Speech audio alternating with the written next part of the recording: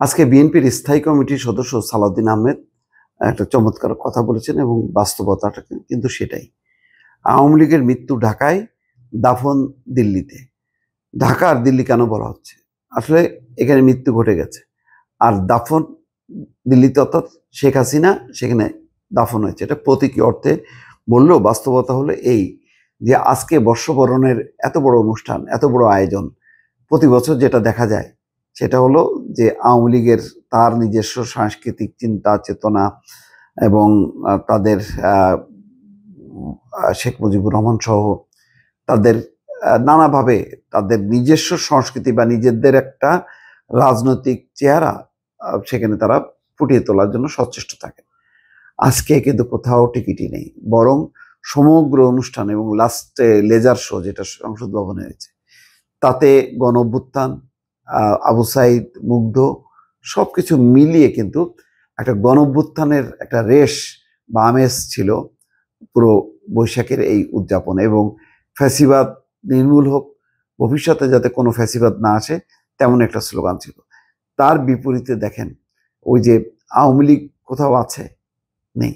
আওয়ামী লীগের মৃত্যু ঘটেছে, সত্যিই তাই। আজকে 8 মাস, 8.5 মাসের পরেও আওয়ামী লীগ কোথাও তার অস্তিত্ব জানান দিতে পারলো না। এবং সেই চেষ্টাটা করা, সেই চেষ্টাটাও কিন্তু নেই। মাঝে মধ্যে মানে ঝটিকা মিছিল মানে কয়েকজন হয়, তারপর উধাও হয়ে যায়। এইটা তো মানে এত দুর্বল অবস্থান বিএনপি জামাত তো কখনো ছিল না, যেটা একেবারে এত বড় পাহাড়, হিমালয়ের মতন পাহাড় ঠাস করে ভেঙে তছনছ হয়ে গেছে। তো তছনছ হবার পর এখন কি হচ্ছে? এখন তাদের যে নেত্রী, তারও দাফন হয়েছে দিল্লিতে। দিল্লিতে কেন? তিনি এখন সেখানে বসে বসে অডিও দেন, অডিওতে কথা বলেন। সেখানে কথা বলে ওই আমি কি অপরাধ করেছি, তারপরে এরপরে তো সর্বশেষ যে বক্তব্য দিয়েছেন 8 মিনিটের অডিও, খুবই হাস্যকর। মুগ্ধ নাকি মারা যায়নি পুলিশের গুলিতে, বলা হচ্ছে দুর্বৃত্তদের গুলিতে, এবং আকারে ইঙ্গিতে বলা হচ্ছে যে জামাত বিএনপি তারা পরিকল্পিত ষড়যন্ত্রের অংশ হিসেবে অস্ত্র নিয়ে জনতার উপর হামলা চালিয়েছে। অর্থাৎ কোনো দায় দায়িত্ব শেখ হাসিনার নেই, এমন কোনো নির্দেশও দেওয়া হয়নি। অথচ জাতিসংঘ তদন্ত করে, লম্বা দীর্ঘ তদন্ত করে বলেছে যে যে হত্যাকাণ্ড ঘটেছে সেটা পুলিশ করেছে, আইন প্রয়োগকারী অন্যান্য সংস্থা করেছে, এবং এর সুপ্রিম কমান্ডার হচ্ছেন বা সুপ্রিম যে নির্দেশদাতা সেটা হচ্ছে শেখ হাসিনা নিজে, আর তার সহযোগী অন্তত মানে পরের ধাপে 2 জন। একটা হচ্ছে জেনারেল তারেক সিদ্দিক, আরেকজন হচ্ছে স্বরাষ্ট্রমন্ত্রী আসাদুজ্জামান কামাল। অর্থাৎ পুরো বিষয়টা একদিকে আর তারা বলছে আরেক দিকে।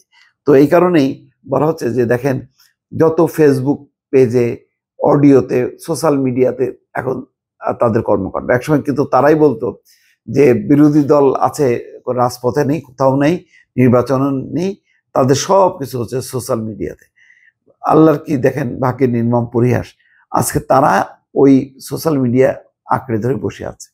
ওই নিরাপদ অবস্থানে থেকে, দিল্লির আশ্রয় থেকে শেখ হাসিনা সেখান থেকে মাঝে মধ্যে অডিও ছাড়ছেন, আর দেশে তাদের বিন্দু মাত্র কোনো এনে। এবং এর মধ্যেই খবর এসছে যে কলকাতা হচ্ছে একটা অস্থায়ী আওয়ামী লীগের কার্যালয়, যেখানে আওয়ামী লীগের নেতারা আছেন, ঘুরছেন ফিরছেন, বিলাসী জীবনযাপন করছেন।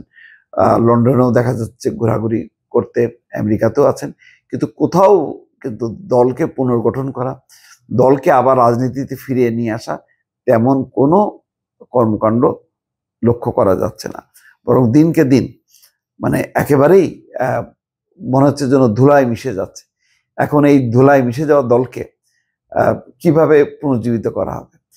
দিল্লির অপেক্ষায় বসে আছে যে হয়তো কোন একটা ঘটনা ঘটবে, দিল্লি তখন তাদেরকে ক্ষমতায় বসিয়ে দেবে। এতই সহজ বিষয়টা, এদেশের মানুষ কি মেনে নেবে? এটা হচ্ছে এখন প্রশ্ন। দর্শক ভালো থাকবেন, আল্লাহ হাফেজ।